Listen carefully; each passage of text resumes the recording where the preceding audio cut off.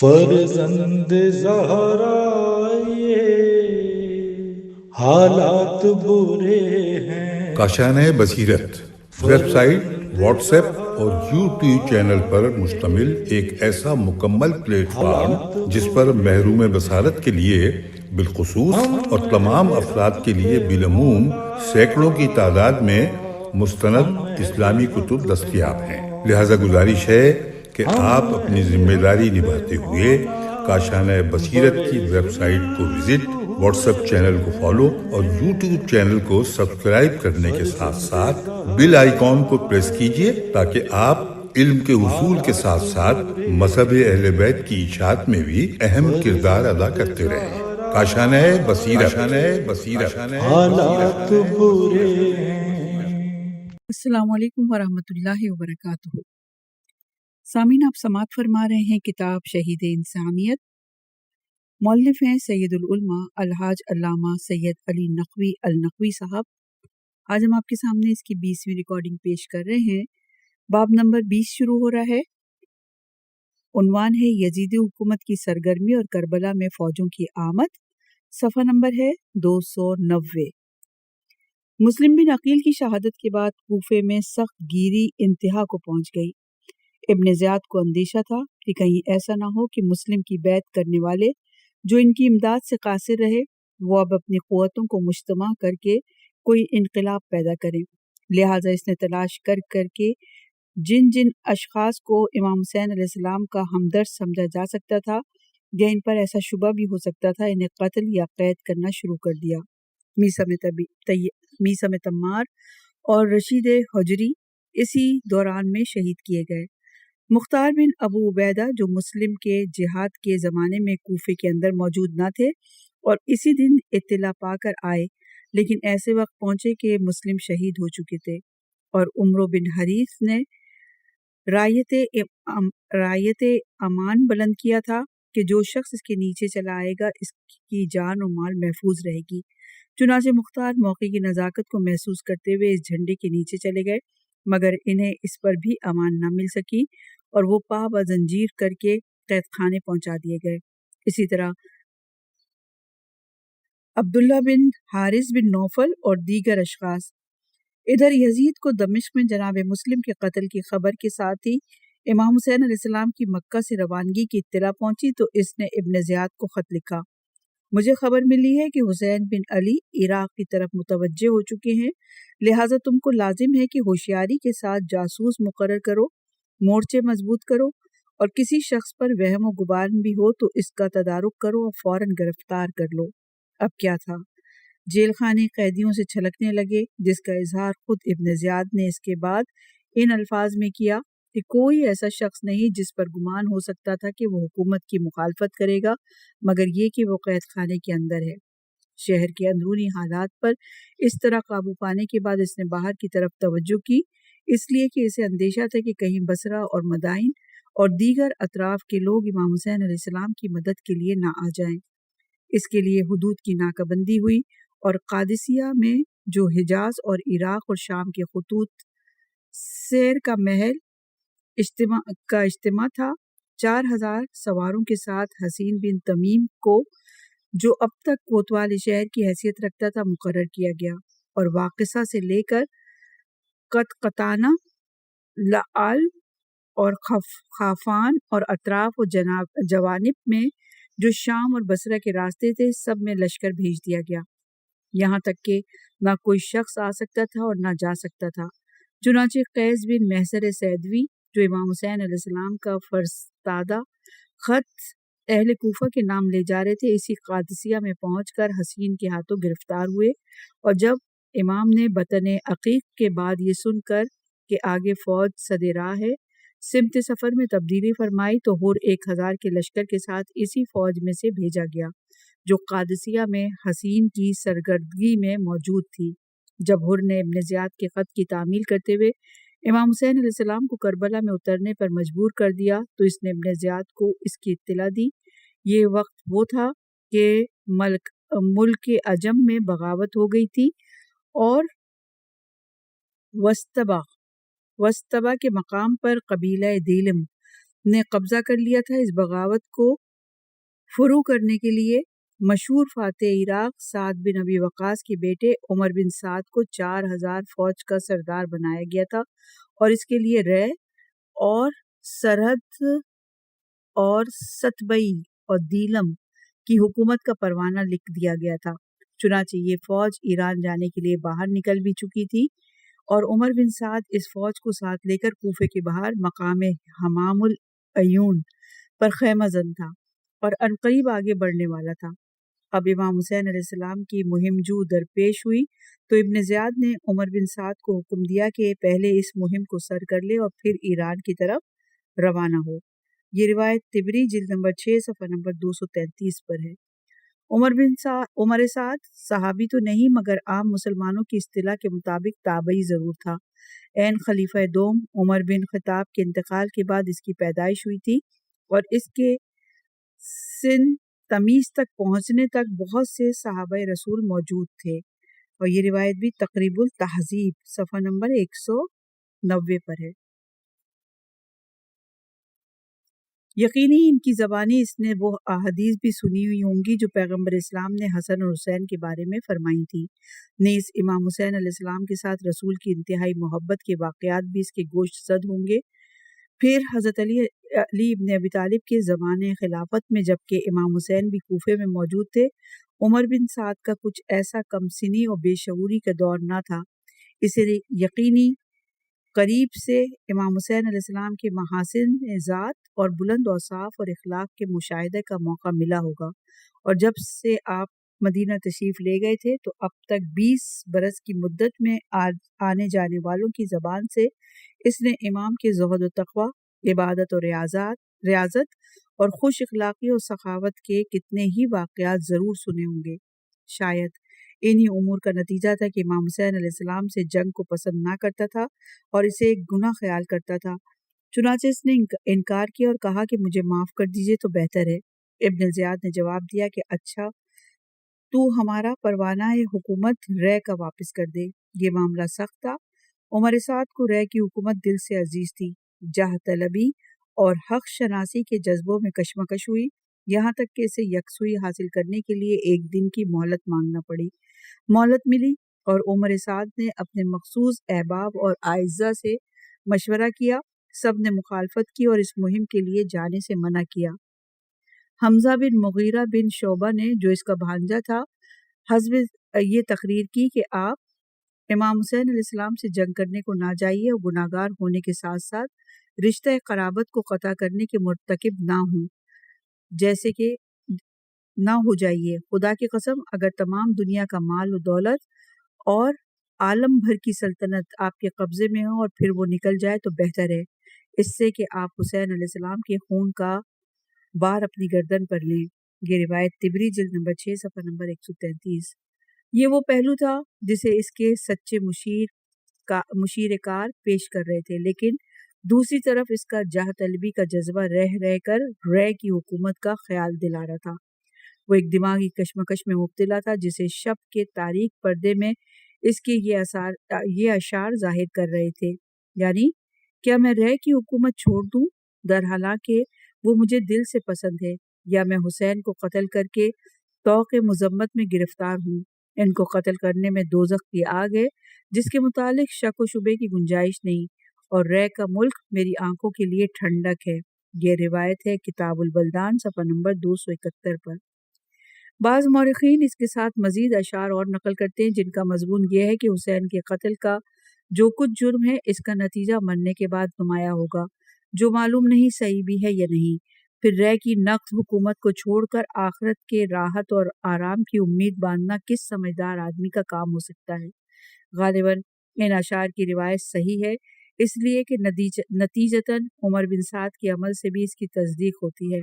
نتیجہ یہی تھا کہ دنیا کی وقتی دل فریبی غالب آئی اور اس نے فرزند رسول سے جنگ کرنے پر کمر باندھ لی، مگر ایک آخری بار ضمیر کی چٹکیوں نے اسے پھر آمادہ کیا اور ابن زیاد سے کمزور الفاظ میں ہی صحیح لیکن معذرت کر لی۔ چنانچہ اس نے آ کر کہا، آپ مجھے दस्तबा और दीलम के हुदूद की तरफ जाने पर मामूर कर चुके हैं। लोगों को इसका इल्म भी हो गया है और मेरी फौज वालों ने भी वहीं जाने की तैयारी की है। बेहतर है कि आप मुझको इधर ही रवाना कीजिए और हुसैन बिन अली के साथ जंग करने के लिए किसी और को अशराफ अहले कूफा में से किसी तरह शख्सियत और शोहरत और फन सिपागरी में और महारत जंग में मुझसे कम नहीं रवाना कर दीजिए। चुनाचे इसने चंद आदमियों के सरदारानान ने अहले कूफा में से नाम भी ले दिए, मगर इब्न ज़ियाद बरहम हो गया और इसने कहा, तुम्हें सरदारान कूफा के नाम मुझे गिनवाने की जरूरत नहीं। मुझे अगर किसी को भेजना होगा तो तुमसे मशवरा लेकर नहीं भेजूंगा। तुम तो अपने मुतालिक कहो कि तुम्हें जाना है या नहीं। अगर नहीं जाना तो हमारा परवाना हुकूमत रहेगा, वापस करो। उमर साद ने समझ लिया कि बगैर कुर्बानी के इस जुर्म से छुटकारा मिलना मुमकिन नहीं और कुर्बानी के लिए इसका नफ्स तैयार नहीं होता था। आखिर इसने इकरार कर लिया कि अच्छा मैं ही जाऊंगा। चुनाचे वही 4000 की फौज जो मुल्क के ईरान जाने पर कबरबस्ता थी, करबला की तरफ रवाना हो गई और उमर साद इस फौज के साथ इमाम हुसैन अलैहिस्सलाम के वरूद करबला के दूसरे ही दिन यानी 3 मुहर्रम को यहाँ पहुंच गया। ये रिवायत अल-अखबार अल-तवाल सफ़ा नंबर 251 पर और तिबरी की जिल्द नंबर 6 सफ़ा नंबर 233 पर मौजूद है। करबला में पुर के साथ 1000 की फौज पहले ही से मौजूद थी। अब उमर साद की फौज मिलाकर 5000 हुई। इमाम हुसैन और उनकी मुख्तसर जमात के लिए ज़ाहिरी हैसियत में इतना लश्कर बहुत था, मगर इमाम हुसैन अलैहिस्सलाम की ख़ानदानी शुजाअत और उनकी सच्चाई की ताकत का इब्न ज़ियाद के दिल पर इतना रौब था कि वो फौज की ज़्यादा से ज़्यादा मिक़दार को भी कम समझता रहा। चुनाचे हसीन बिन तमीम को कोतवाल शहर कूफा की सरदारी में कादसिया के नाके पर जो बाकी 3000 फौज थी वो पूरी की पूरी करबला की तरफ मुंतकिल कर दी गई। इसके बाद कूफे में आम भर्ती का ऐलान कर दिया गया और इब्न ज़ियाद खुद कूफे से बाहर निकलकर तखलिया में जो करबला के रास्ते पर था आकर खैमज़न हो गया ताकि अपने सामने अफवाज का मुआयना करके पे दर पे करबला की जानिब रवाना करे और बड़े बड़े सरदारों को कूफे हिजार बिन अबजर, शबस बिन रबई, उमरो बिन अल-हुज्जाज वगैरह को मामूर किया गया कि वो अपनी अपनी जमात के साथ करबला रवाना हो। इनमें से हर एक कसीर फौज के साथ रवाना होता था। इनमें से किसी एक का कोई उज़्र भी सुना नहीं जाता था। चुनाचे शबस ने बीमारी का उज़्र किया, मगर इब्ने ज़ियाद ने कहा, तुम बीमार बन रहे हो, अगर तुम हमारी इताअत में हो तो हमारे दुश्मन से जंग के लिए रवाना हो। मजबूरन शबस भी रवाना हुआ। बाज़ अशख़ास ऐसे थे कि इब्ने ज़ियाद को अपनी सूरत दिखाकर फिर कूफा वापस चले जाते थे। जब इब्ने ज़ियाद को इसका इल्म हुआ तो इसने सवीद बिन अब्दुर्रहमान मुनक़री को कुछ सवारों के साथ कूफा रवाना किया। जो शख्स कूफे में नजर आए वो अभी तक हुसैन से जंग करने को रवाना नहीं हुआ, इसे गिरफ्तार करके मेरे पास लाओ।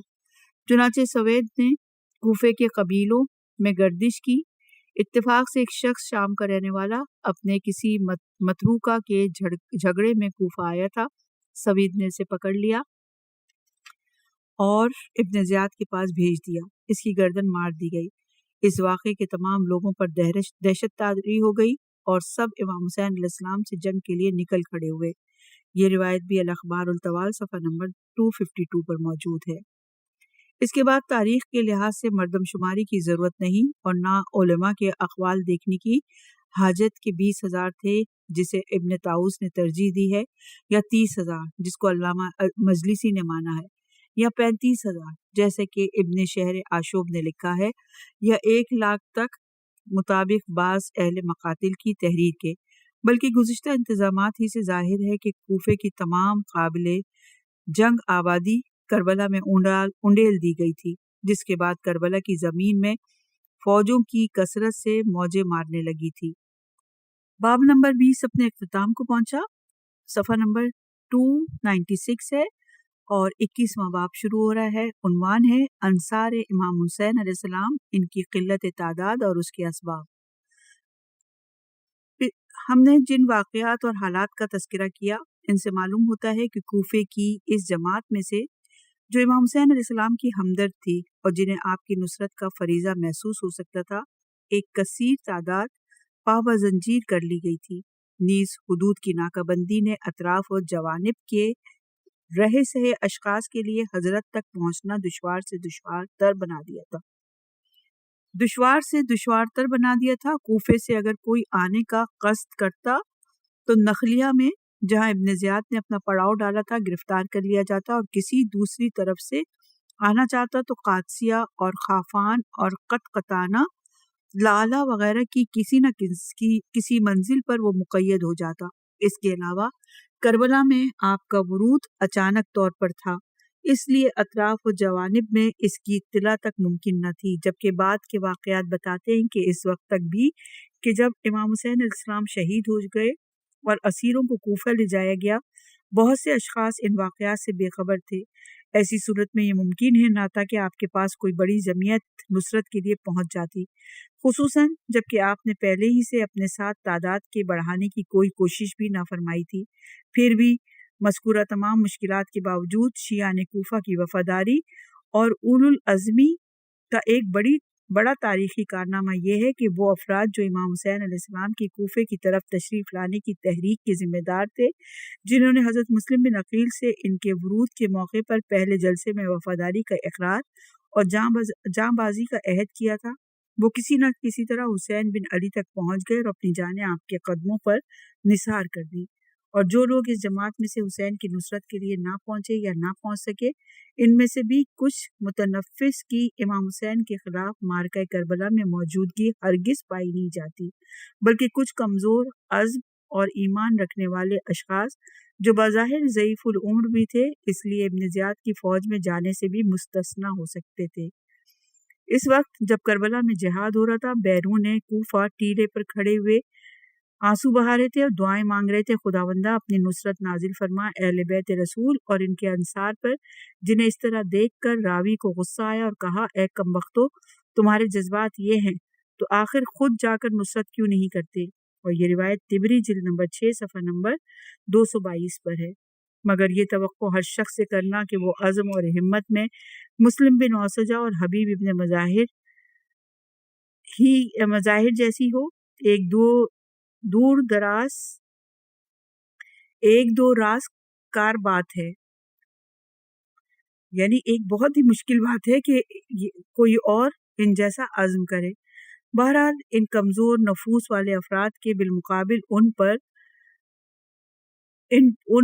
جگر اور باوفا افراد کی تعداد جنہوں نے امام حسین علیہ السلام کا اس نازک موقف میں ساتھ دیا اور وہ کوفہ ہی کے باشندے تھے، بجائے خود قلیل ہونے کے باوجود تاریخ عالم کے تجربات کو سامنے رکھتے ہوئے ہرگز کم نہیں ہے۔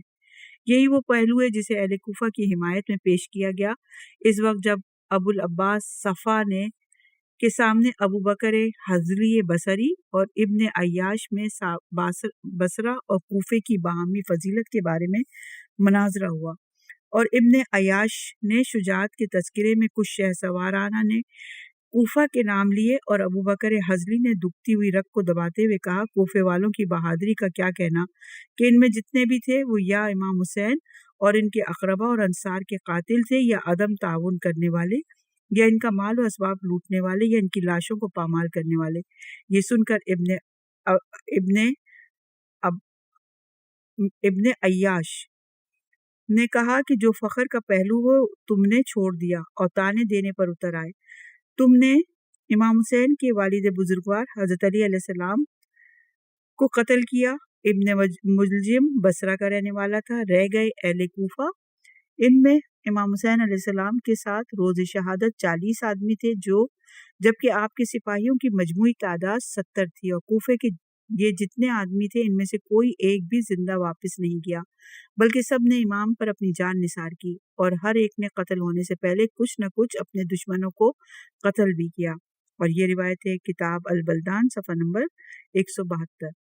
حقیقت یہ ہے کہ فوج عمر سعد میں کوفے کے عوام تھے اور اطراف و جوانب کے قبائل جن کا مسلک صرف اطاعت شیوخ تھا اور کچھ نہیں۔ ان میں سے اکثر کا نصب العین قتل امام حسین میں صرف حکم حاکم کی تعمیل اور اپنی فوجی ذمہ داریوں کو پورا کرنا اور جائزہ اور انعام کی حوث تھی، اور کچھ ایسے بھی تھے کہ جو امام حسین علیہ السلام سے جنگ کرنے میں خوشی سے رضامند نہ تھے، مگر ان میں اتنی قوت ارادی نہ تھی کہ وہ حکومت کے خلاف اپنا اختیار سے کام لیں۔ نیز یہ بھی ممکن ہے کہ ان میں سے بہت سے ایسے جوان اور نوعمر بھی ہوں جو حسین علیہ السلام کی شخصیت سے آگاہ ہی نہ ہوں، اور وہ صرف سمجھتے ہوں کہ ہم کو حاکم کی طرف سے ایک باغی سے مقابلہ کرنے کے لیے روانہ کیا گیا ہے۔ اس کے برخلاف امام حسین علیہ السلام کے ساتھ کوفے کے جتنے آدمی تھے وہ وہاں کی خلقت کے دل و دماغ تھے، اور وہ تھے جو دنیا کے تمام محرکات کے مقابل میں اپنے شعور اور ارادے کے مالک ثابت ہوئے، اور یہ بہت بڑی بات ہے۔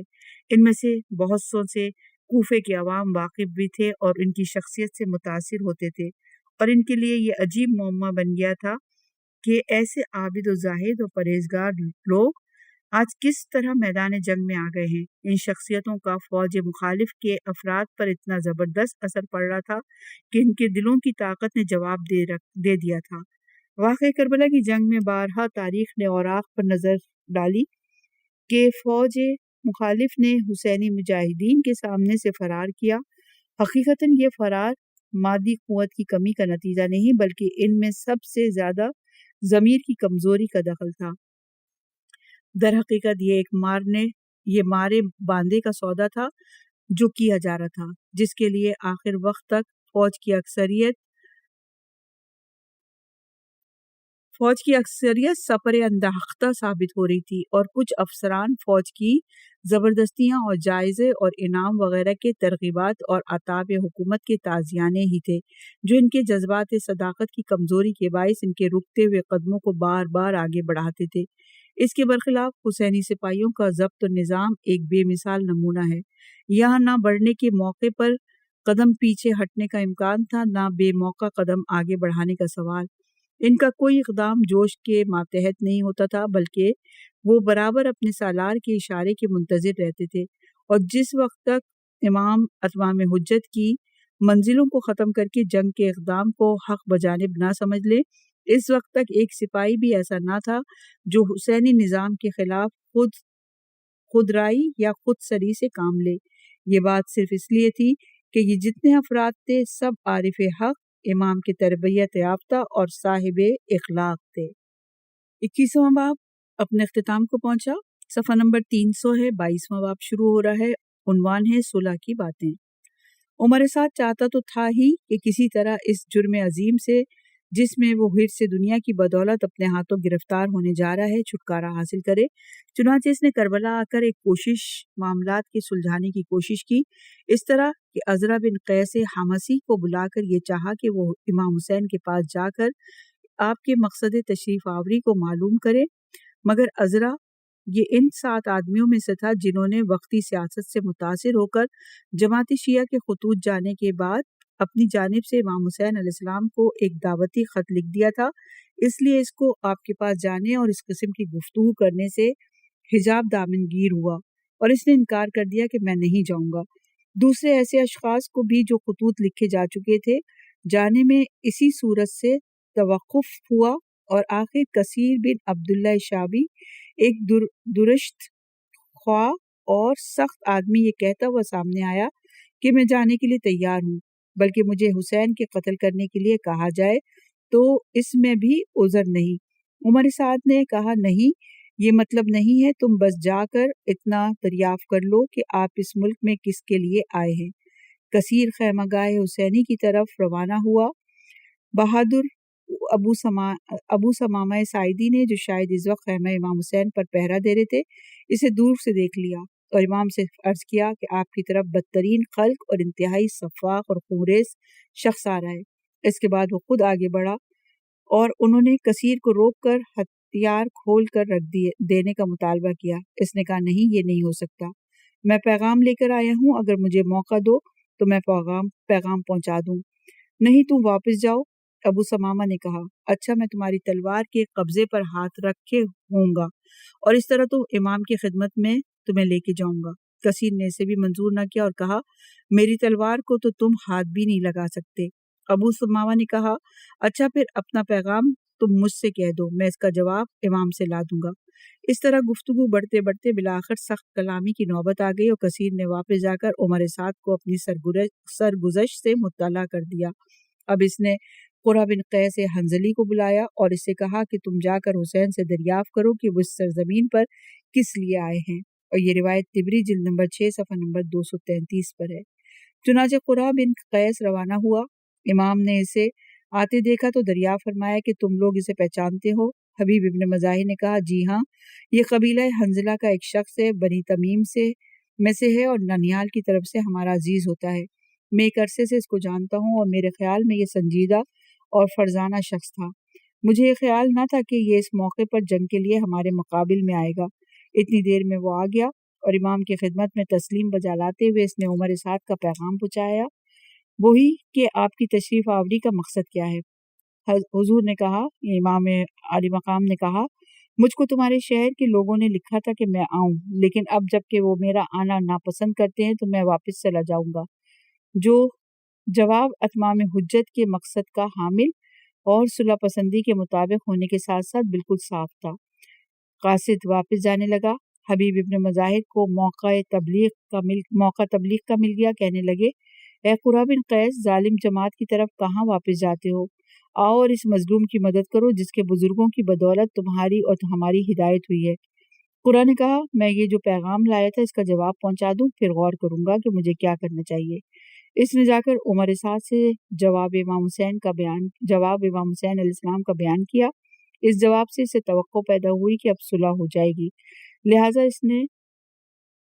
اس نے عبید اللہ ابن زیاد کے نام خط لکھا کہ میں یہاں پہنچ کر حسین علیہ السلام کے پاس اپنا نمائندہ بھیجا میں نے، اور اس کے ذریعے سے دریافت کیا کہ وہ ادھر کیوں آئے ہیں، کیا چاہتے ہیں اور کیا مطالبہ رکھتے ہیں۔ انہوں نے کہا کہ اس ملک کے لوگوں نے مجھ کو لکھا تھا اور میرے پاس ان کے قاصد گئے تھے اور مجھے ادھر آنے کی دعوت دی گئی تھی، لیکن اب جب کہ وہ میرا آنا پسند نہیں کرتے اور ان کے خیالات میں تبدیلی ہو گئی ہے تو میں جہاں سے آیا ہوں ادھر ہی واپس چلا جاؤں گا۔ خط پہنچا، ابن زیاد نے پڑھا اور غرور و تکبر اور فرعونیت اور ظلم و سفاکی کے جذبے کے ماتحت اس نے یہ شعر پڑھ کر اپنی تاریک ذہنیت کا ثبوت دیا۔ خط پہنچا، ابن زیاد نے پڑھا، غرور و تکبر، فرعونیت اور ظلم و سفاکی کے جذبے کے ماتحت اس نے یہ شعر پڑھ کر اپنی تاریک ذہنیت کا ثبوت دیا، یعنی اب جب کہ ہمارے چنگل ان تک پہنچ گئی ہیں تو وہ نجات کے طالب ہیں، ہرگز نہیں، اب وہ ہم سے بچ کر کہاں جائیں گے۔ اس نے عمر سعد کو لکھا کہ خط پہنچا اور حال معلوم ہوا، تم حسین کے سامنے یہ سوال پیش کرو کہ وہ اور ان کے تمام اصحاب یزید بن معاویہ کی بیعت کر لیں۔ جب وہ ایسا کر چکیں گے تو پھر ہم رائے قائم کریں گے۔ یہ روایت ہے اخبار الطوال صفحہ نمبر 252 پر۔ اس خط سے عمر سعد کی امیدوں کی دنیا میں ایک دفعہ پھر تاریکی چھا گئی۔ اس خط کے عنوان میں ابن زیاد کی مفسد اور فتنہ پسند ذہنیت کا پورا ثبوت موجود تھا۔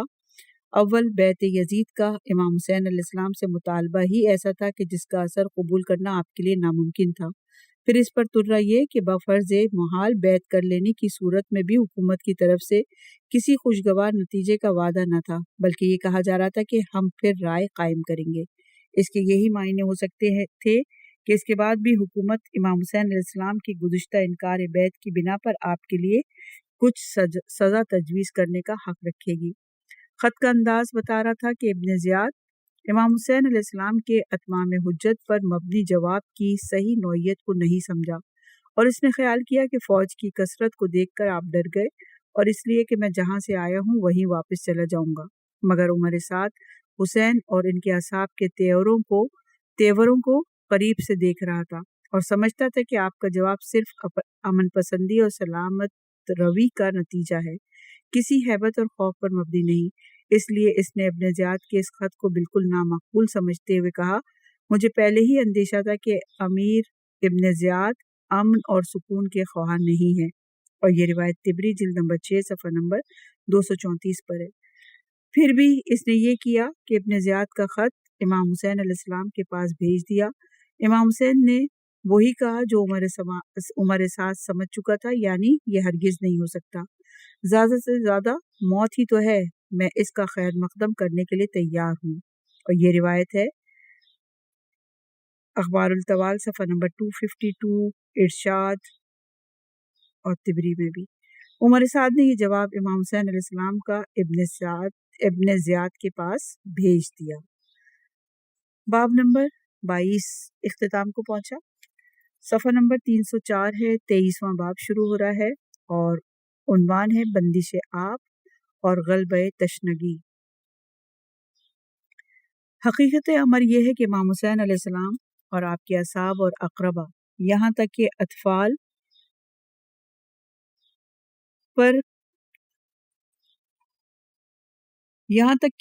اور خرد و سال پر پانی بند کرنے کا انتظام دوسری محرم ہی کو ہو گیا تھا۔ اس خط کے ذریعے سے جو ابن زیاد نے حر بن یزید رہائی کے پاس بھیجا تھا اور جس میں صاف صاف لکھا تھا کہ حسین کے ساتھ سختی سے پیش آؤ اور انہیں ایک ایسی جگہ قیام پر مجبور کرو جہاں پانی موجود نہ ہو، اس حکم کے نفاذ میں اتنا اہتمام تھا کہ قاصد کو یہ ہدایت کر دی گئی تھی کہ وہ حر سے اس وقت تک جدا نہ ہو جب تک اس حکم کی تعمیل نہ ہو جائے۔ چنانچہ حر نے امام کے سامنے اپنی مجبوری کا اظہار کر کے حضرت کو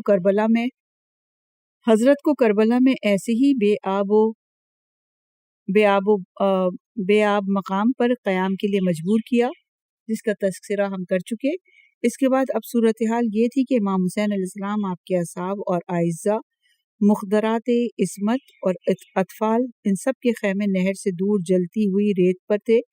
صحرائے عرب کا سورج دن بھر اپنی پوری طاقت سے، پوری قوت سے ان خیام پر چمکتا تھا جس کے اندر رہنے والے یقیناً تمازت آفتاب شدت کے ساتھ محسوس کر سکتے تھے۔ نہر فرات فاصلے پر رواں تھی اور وہاں دشمن فوج کا قیام تھا۔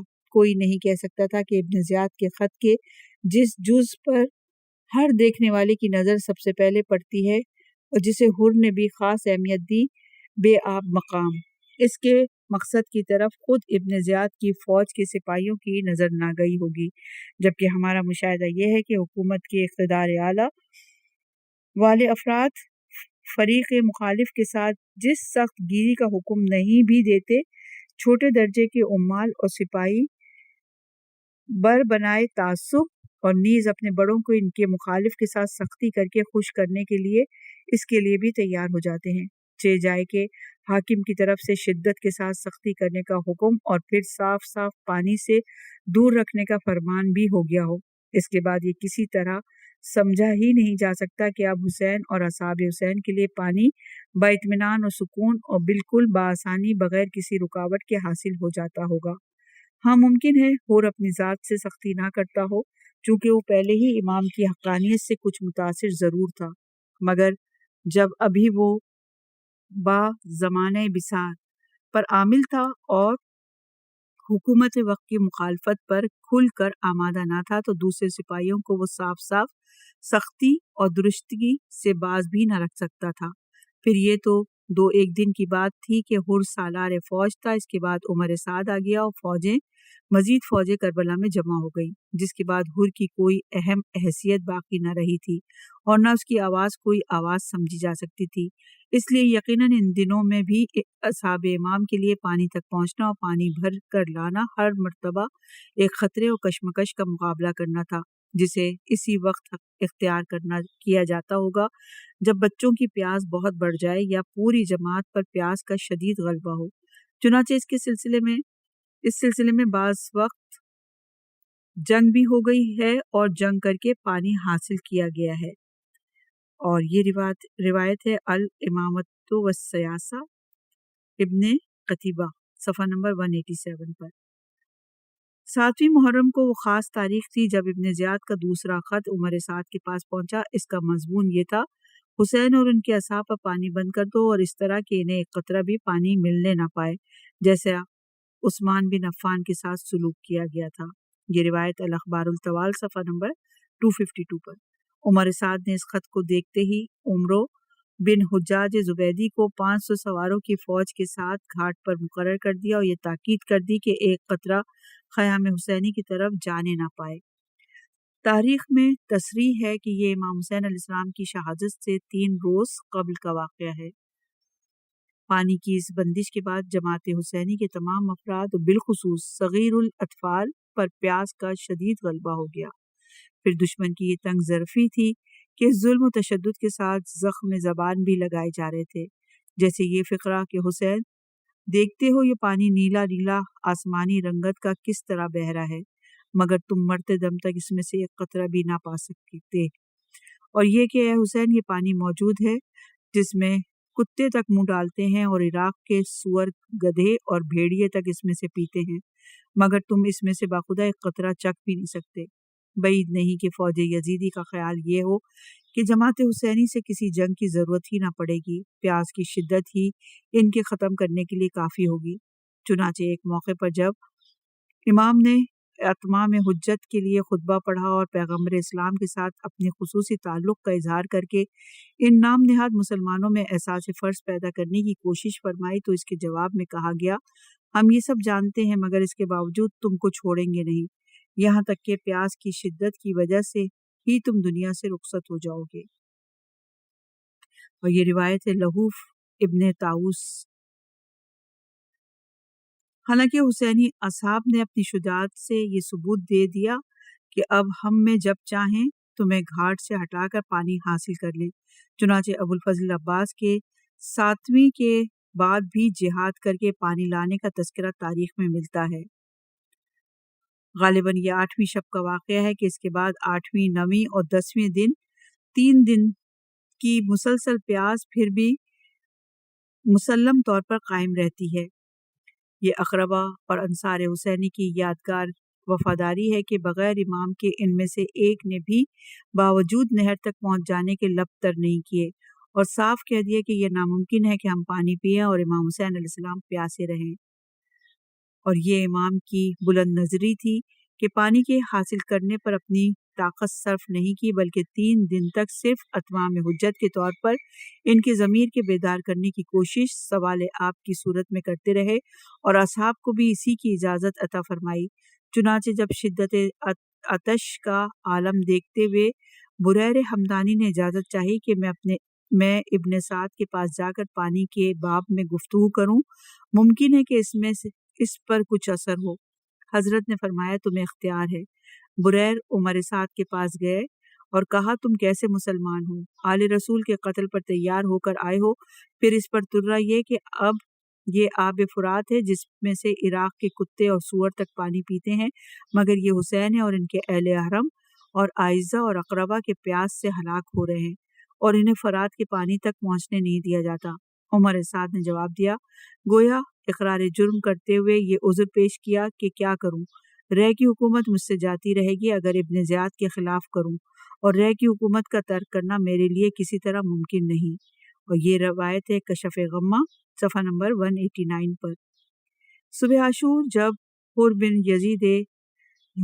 यजीद रियाई लश्कर शाम से जुदा होकर जमात हुसैनी की तरफ आ गए तो इन्हें सबसे ज़्यादा फौज यजीदी के जिस जुल्म तौदी का एहसास हुआ पानी का बंद करना था, और होना भी चाहिए था, क्योंकि इसलिए कि इमाम हुसैन अलैहिस्सलाम ने इससे पहले हुर और इसकी जमात को इंतहाई तशनगी के आलम में सैराब किया था। फिर यह कि इसी ने इब्ने ज़ियाद के हुक्म से ख़याम हुसैनी को नहर के किनारे बरपनाह होने दिया।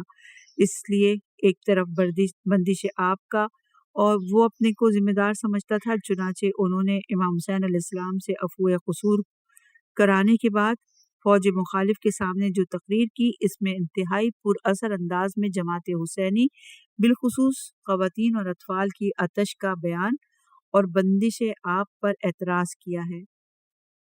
इसका तफसीली तज़किरा आइंदा बाब में इंशाअल्लाह आएगा।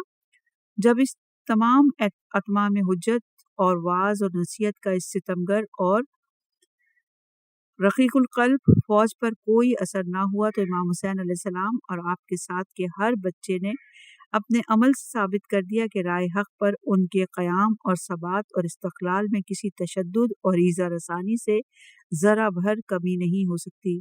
उन्होंने शिद्दत तशनगी की तकलीफ़ को बर्दाश्त किया और 3 दिन की प्यास के आलम में फ़रीज़ा जिहाद को पूरे तौर से अदा करने के साथ शहादत का खैर मक़दम किया।